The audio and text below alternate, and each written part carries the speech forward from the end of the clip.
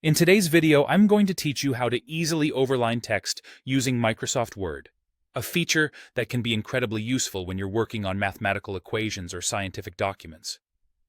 Whether you're preparing a report or writing a complex formula, being able to overline text can help emphasize certain elements or represent specific terms and variables with clarity.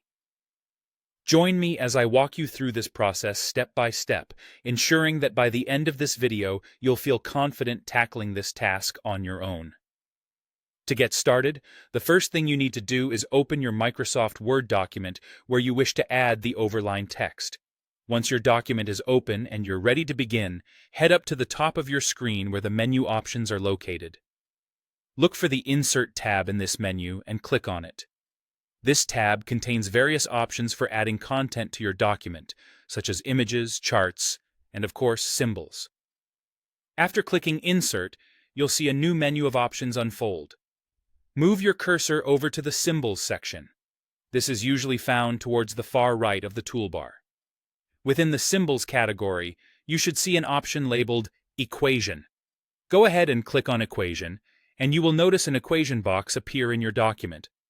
This equation box is a powerful tool for anyone dealing with mathematical or scientific writing, offering numerous functionalities to make your work easier and more polished.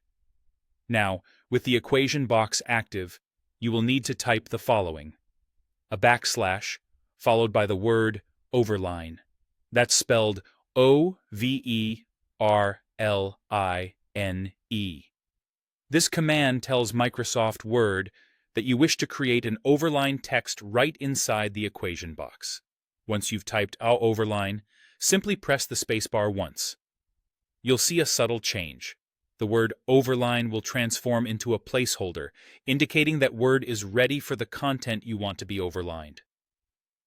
Next, type the letter or word you wish to have an overline.